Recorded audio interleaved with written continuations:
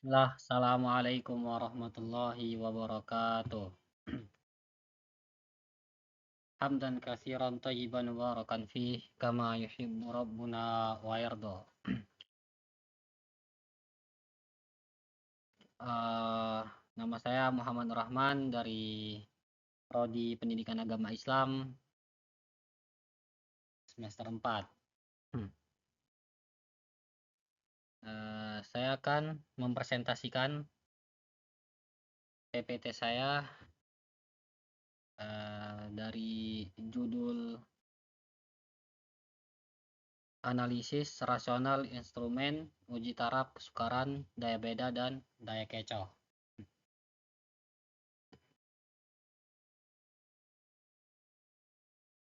Daya Kecoh. Ya, Bismillah, kita masuk ke slide kedua. Bahaya tes tanpa kalibrasi. Sebelum masuk ke teknis, mari kita lihat realita di lapangan. Mengapa kita harus repot-repot melakukan kalibrasi?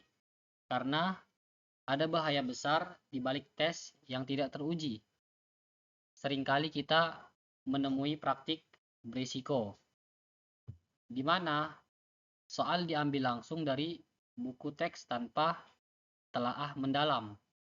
Nah, dampaknya itu bersifat sistematik. Kita akan menghasilkan instrumen yang tidak adil karena tidak mampu membedakan kemampuan siswa yang sebenarnya, atau yang kita sebut sebagai bias pengukuran. Selain itu, ada masalah ambiguitas bahasa. Sering terjadi siswa gagal menjawab bukan karena tidak paham materi, tapi karena bingung membaca soalnya. Jadi kesimpulannya jelas. Pengambilan keputusan pendidikan, baik itu kelulusan atau evaluasi program, mutlak membutuhkan data yang valid dan reliable.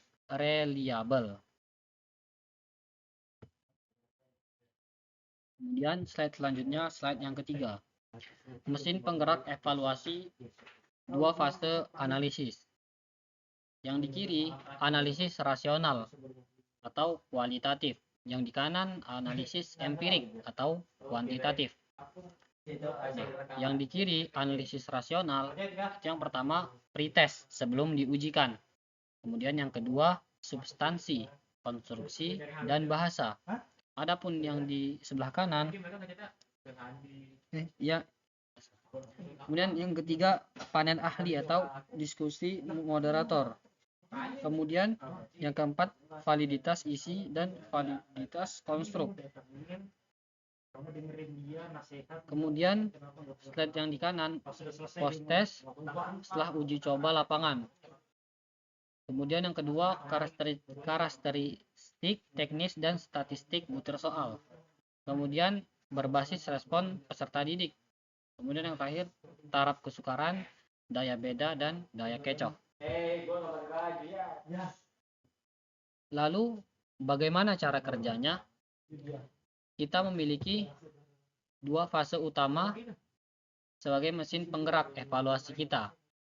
Pertama adalah analisis rasional atau kualitatif.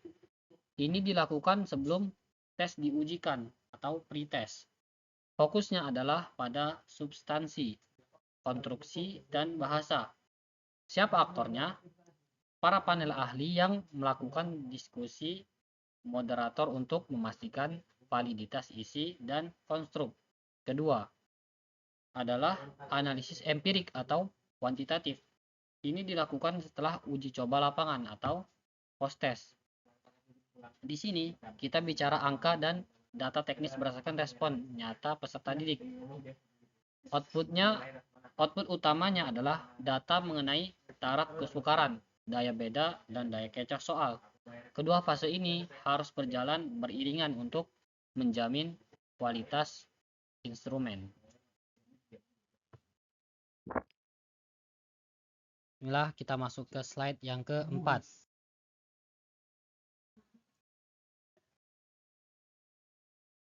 Tiga pilar fondasi validitas logis. Mari kita bedah lebih dalam fase pertama tadi melalui 3 pilar pondasi validitas logis. Sebuah instrumen baru bisa dikatakan valid jika memenuhi 3 ranah ini. Ranah yang pertama yaitu ranah materi atau kesesuaian.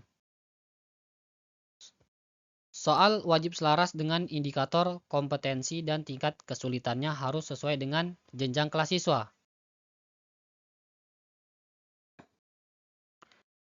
Kemudian yang kedua, ranah konstruksi atau psikometrika. Ini adalah aspek psikometrikanya. Pokok soal atau STEM harus jelas, tidak boleh memberi petunjuk ke kunci jawaban. Dan opsi jawaban harus homogen secara materi. Kemudian yang ketiga, ranah bahasa. Kita menggunakan bahasa Indonesia yang baku. Kita harus menghindari bahasa lokal yang eksklusif, frasa yang sugestif, atau redaksi yang menyinggung.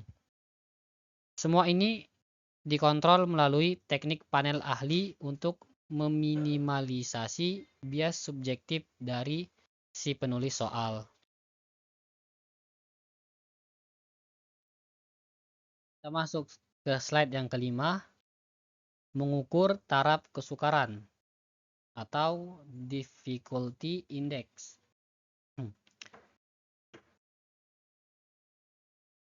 Setelah fase rasional selesai dan tes diujikan, kita masuk ke data empirik. Hal pertama yang kita lihat adalah taraf kesukaran atau difficulty index. Definisinya sederhana. Beberapa proporsi peserta didik yang menjawab benar dibandingkan total peserta. Mengapa ini penting secara diagnostik? Karena indeks yang ekstrim atau terlalu sukar atau terlalu mudah mengindikasikan bahwa soal tersebut perlu direvisi, kecuali jika soal itu memang sengaja dirancang untuk diagnosis kesulitan belajar yang spesifik.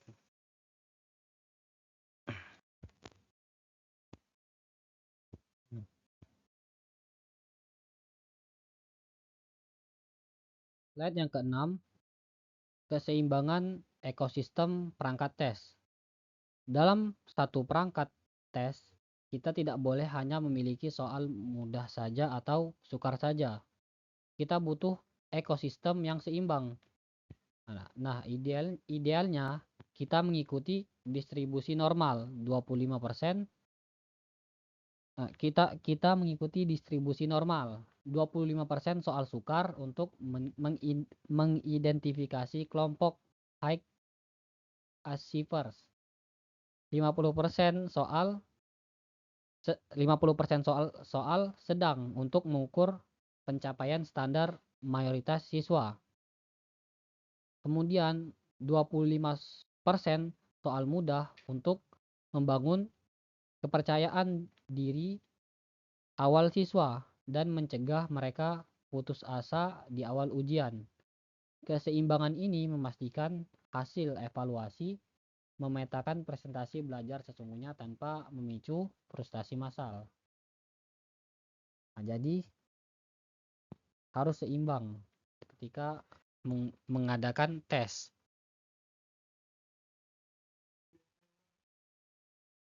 Setelah kita masuk ke slide yang ke-7. Daya pembeda. Itu memisahkan penguasaan dari tebakan. Selanjutnya adalah daya pembeda.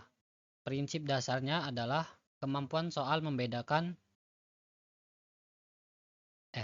prinsip dasarnya adalah apakah soal ini mampu membedakan kelompok siswa yang pintar atau kelompok atas dengan yang kurang paham, yaitu kelompok bawah. Nah, kita menggunakan kriteria ABLE untuk mengklasifikasikannya. Jika indeksnya di bawah 0,19%, itu dikategorikan buruk dan harus dieliminasi. Kemudian jika indeksnya 0,20 sampai 0,29 dianggap cukup, tapi wajib direvisi. Nah, kemudian dan soal yang sangat baik adalah yang memiliki indeks di atas 0,40 yang bisa kita terima tanpa syarat. Adapun yang baik yang diterima dengan potensi atau revisi minor itu 0,30 sampai 0,39. Slide yang ke-8, jebakan ambiguitas dan daya pembeda negatif. Ada satu fenomena menarik sekaligus berbahaya, yaitu daya pembeda negatif. Ini terjadi ketika siswa kelompok bawah justru lebih banyak menjawab benar dibandingkan kelompok atas. Bagaimana bisa? Diagnosisnya biasanya karena materi soal terlalu ambigu. Siswa yang cerdas justru terjebak oleh logika bahasa atau terlalu dalam berpikir. Sementara siswa yang kurang paham justru menebak kunci jawaban secara kebetulan. Soal yang menyesatkan seperti ini hukumnya wajib untuk dieliminasi karena merusak validitas keseluruhan tes. Slide yang ke-9, analisis daya kecoh atau distraktor analisis. Sebuah soal pilihan ganda bukan hanya tentang kunci jawaban, tapi juga tentang pengecohnya. Fungsi pengecoh adalah menarik minat peserta didik yang belum menguasai materi agar memilihnya. Syarat fungsional adalah setiap pengecoh wajib dipilih oleh minimal 5% dari total peserta. Jika ada pengecoh yang dipilih oleh 0% peserta, itu artinya pengecoh tersebut terlalu mencolok atau konyol dan harus diganti total karena tidak berfungsi secara efektif.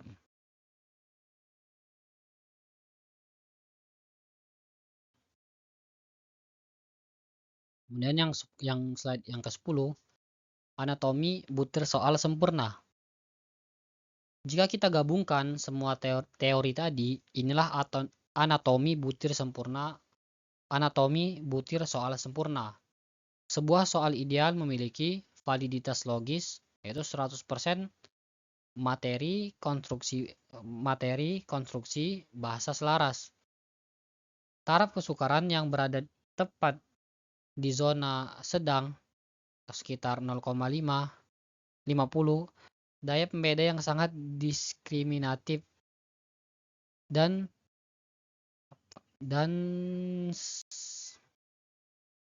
semua distraktor atau pengecoh berfungsi efektif di atas 5%. Matrik keputusan. Berdasarkan analisis tersebut, kita bisa membuat matrik keputusan untuk bank soal kita. Yaitu yang pertama simpan untuk soal sedang atau sukar dengan daya beda tinggi. Kemudian revisi untuk soal yang terlalu mudah atau memiliki pengecoh yang mati 0%. Kemudian eliminasi untuk soal dengan daya beda negatif atau buruk. Ini adalah langkah perlindungan untuk menjaga validitas tes secara keseluruhan. Yang terakhir, penutup dan kesimpulan. Terakhir, inilah algoritma filtrasi bank soal kita. Proses dimulai dari evaluasi butir soal, melewati uji rasional, uji daya beda, hingga uji pengecoh. Hanya soal yang memenuhi setiap ambang batas statistiklah yang boleh masuk ke bank soal. Nah, sebagai penutup, mari kita ingat bahwa kualitas pendidikan berawal dari kualitas pengukuran. Instrumen yang presisi bukan hanya soal angka, tapi tentang menjamin keadilan bagi setiap peserta didik. Terima kasih atas perhatiannya. Assalamualaikum warahmatullahi wabarakatuh.